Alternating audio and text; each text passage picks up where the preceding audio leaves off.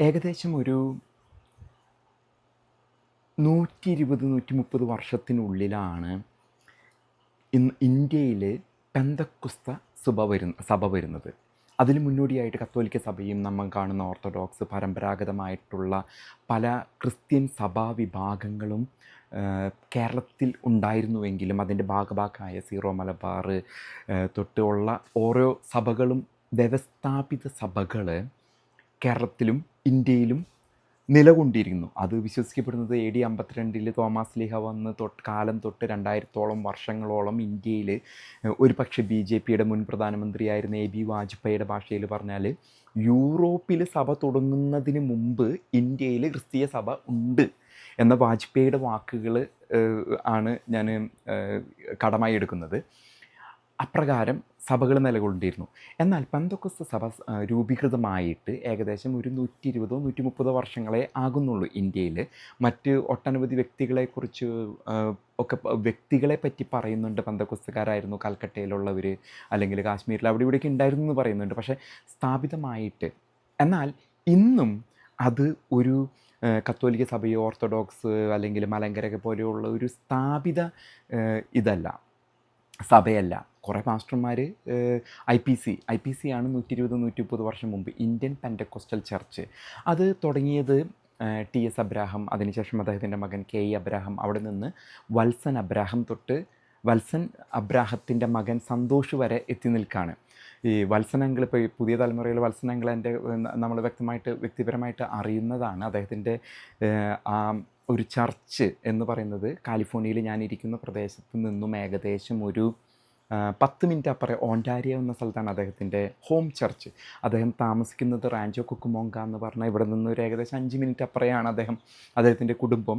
അപ്പോൾ വത്സനങ്ങളായിട്ടും ലാലിയാൻ്റെയൊക്കെ ആയിട്ട് വ്യക്തിപരമായിട്ട് വളരെ ബന്ധം ഞാൻ വെച്ച് പുലർത്തുന്നുണ്ട്.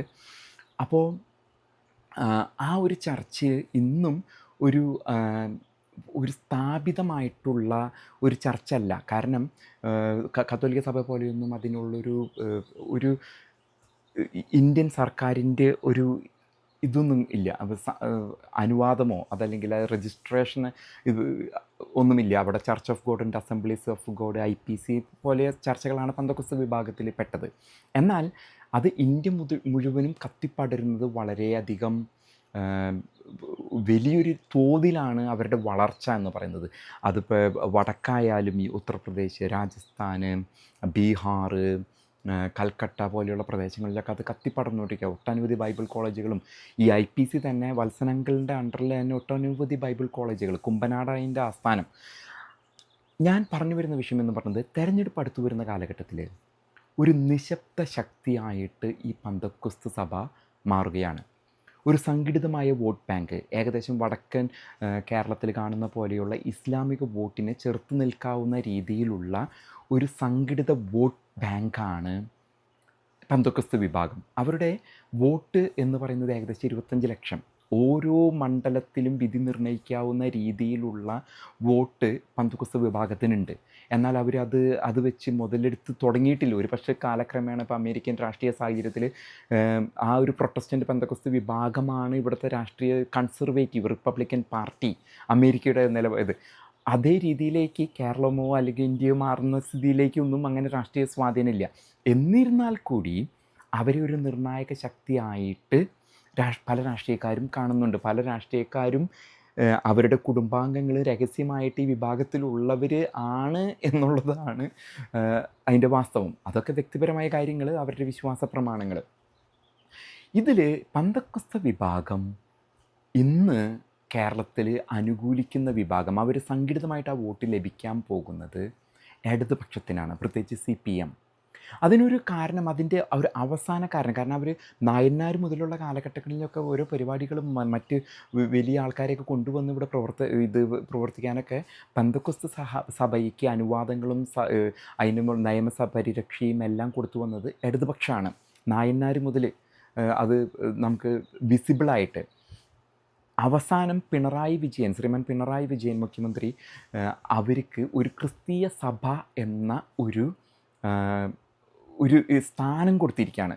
ഇപ്പം ഹൈന്ദവ വിഭാഗം, നായർ വിഭാഗം, ഈഴവ വിഭാഗം, പട്ടികജാതി പട്ടികവർഗം, കത്തോലിക്കർ, യാക്കോബായ വിഭാഗങ്ങൾ, അതല്ലെങ്കിൽ ഇസ്ലാമിക വിഭാഗം, സുന്നി വിഭാഗം, മുജാഹിദ്, അതുപോലെ അധികൃതം, അതായത് അനുവാദത്തോടു കൂടിയുള്ള ഒരു സഭയായിട്ട് പെന്തക്കോസ്ത് വിഭാഗത്തെ നിയമിക്കുന്നതിന് വേണ്ടിയിട്ട് ശ്രീമാൻ പിണറായി വിജയൻ വളരെ IAS മറ്റോ ആണ് അതിന് ഇത് കൊടുത്തിരിക്കുന്നത്, ഈ അതിൻ്റെ ഉത്തരവാദിത്വം ഏൽപ്പിച്ചിരിക്കുന്നത്, അതിനെപ്പറ്റി പഠിക്കാനും അവർക്ക് വേണ്ടി ഒരു ക്രിസ്തീയ സഭ എന്നുള്ളൊരു ഇതിന് വേണ്ടിയിട്ട് പിണറായി വിജയൻ. അപ്പോൾ ആ വോട്ട് കാലാകാലങ്ങളായി 25 ലക്ഷം വോട്ട് ലഭിക്കുക ഇടതുപക്ഷത്തിനാണ്. മതം എന്നതിൽ എത്രയൊക്കെ നമ്മൾ മതേതരത്വം, മതമില്ല തെരഞ്ഞെടുപ്പിൽ, മതമില്ല ജനാധിപത്യമാണെന്നൊക്കെ അത് ചെറിയ ചില വിഭാഗങ്ങൾക്ക് മാത്രമേ അതുള്ളൂ. മതം വ്യക്തമായിട്ട് ഇതിലുണ്ട്. ഈ കത്തോലിക്ക വിഭാഗത്തിലെ ബിഷപ്പുമാർ തൊട്ട് ഇസ്ലാമിൽ ആണെങ്കിലും നായർ സമൂഹത്തിൽ NSS മന്നത്ത് തൊട്ട് വെള്ളപ്പള്ളി നടേശൻ്റെ ഇവിടെ SNDPയിൽ വരെ അവർ രഹസ്യമായിട്ട് ഓരോ പാർട്ടിയിലും പറയും, ഇന്ന സ്ഥലത്ത് ഇന്ന ഞങ്ങളുടെ ആൾ വേണം, അവിടെ ഇന്ന ആൾ വേണം, ഇവിടെ ഇന്ന ആൾ വേണം എന്നൊക്കെ അവർ പറയുന്നുണ്ട്. അത് രഹസ്യമായിട്ട് നമ്മൾ പോലും അറിയാത്ത രീതിയിൽ. അപ്പോൾ ഞാൻ പറഞ്ഞു വരുന്ന പെന്തക്കോസ്ത് വിഭാഗത്തിൻ്റെ ആ സ്വാധീനം നമുക്കറിയാം. UDF കോൺഗ്രസ് നയിക്കുന്ന UDF മുസ്ലിം ലീഗിൽ അതിൻ്റെ പ്രബല ശക്തിയായി വളർന്നു വരുന്ന കാലഘട്ടത്തിൽ ഇസ്ലാമിക വോട്ടുകൾ മുഴുവനും കോൺഗ്രസ്സിലേക്കാണ് പോകാനുള്ള സാധ്യതയും. അത് ഈ തെരഞ്ഞെടുപ്പോട് കൂടി ഓരോ വർഷം ചെല്ലും തോറും മുസ്ലിം ലീഗ് അതിൻ്റെ UDFൻ്റെ ഉള്ളിലെ ആധിപത്യം ആഴത്തിലേക്ക് ഇറക്കി വരുന്നൊരു കാഴ്ചയാണ് നമ്മൾ ഓരോ തെരഞ്ഞെടുപ്പിലും കാണുന്നത്. അതിൻ്റെ ഒരു ഇതെന്ന് പറഞ്ഞാൽ 5ാം മന്ത്രി വിവാദം തൊട്ട് ഇനി എത്ര നാൾ ഒരു മുസ്ലിം ലീഗിൻ്റെ മുഖ്യമന്ത്രി ഈ UDFിൽ നിന്ന് വരുമെന്നുള്ളതിനെക്കുറിച്ചാണ് നമുക്ക് എല്ലാവർക്കും കാത്തിരിക്കുന്നത്. കാരണം അത്രമാത്രം സ്വാധീനമാണ് മുസ്ലിം ലീഗിന്. അതിനെപ്പറ്റി പലപ്പോഴും പല നേതാക്കന്മാരും, ഉമ്മൻചാണ്ടി പോലും പറഞ്ഞിട്ടുണ്ട്, അല്ലെങ്കിൽ AK ആൻ്റണി, VS അച്യുതാനന്ദനൊക്കെ പറഞ്ഞിട്ടുണ്ട് ഇതിൻ്റെ പ്രത്യാഘാതങ്ങളെപ്പറ്റി കേരള സമൂഹത്തോട് അവർ പറ്റാവുന്ന രീതിയിൽ പറഞ്ഞു തന്നിട്ടുണ്ട്. കാരണം മുസ്ലിം ലീഗിൽ നിന്ന് 5 മന്ത്രിമാർ വന്നു കഴിഞ്ഞാൽ ആ 5 മന്ത്രിമാരിലും ഒരു വ്യക്തി പോലും അന്യമതത്തിൽ നിന്നും അവരുടെ പേഴ്സണൽ സ്റ്റാഫിലോ പേഴ്സണൽ സെക്രട്ടറിയിലോ ഒരാളെങ്കിലും കയറ്റിക്കൂടെ എന്ന് കെഞ്ചി മുഖ്യമന്ത്രിമാർ UDFിൽ നിന്നൊക്കെ ഉണ്ട്. ഒരാളെയും കൂടി നിങ്ങളുടെ പേഴ്സണൽ സ്റ്റാഫിൽ 10-30 ആൾക്കാരങ്ങാണ്ട് ഒരു പേഴ്സണൽ സ്റ്റാഫിൽ, അതിലൊരാൾ അന്യമതസ്ഥനെ വെച്ചൂടെ എന്ന് ചോദിച്ച അവസരം പോലും ഉണ്ടെന്നാണ് ഞാൻ ഇങ്ങനെയുള്ള രഹസ്യ ചർച്ചകൾ ഉമ്മൻചാണ്ടി ചോദിച്ചിട്ടുണ്ടെന്ന് പറയുന്നത്. നിങ്ങൾക്ക് പേരിനെങ്കിലും നിങ്ങളുടെ പേഴ്സണൽ സ്റ്റാഫിൽ ഒരാളെ വെച്ചൂടെ എന്നൊക്കെ ചോദിക്കേണ്ട ഗതി. കാരണം അവർ ആ ഒരു വിഭാഗത്തിന് മാത്രമേ പിന്താങ്ങൂ. അത് ശക്തമായിട്ട് അബ്ദുറബ്ബ് വന്നാലും കുഞ്ഞാലിക്കുട്ടി വന്നാലും അതാണ്.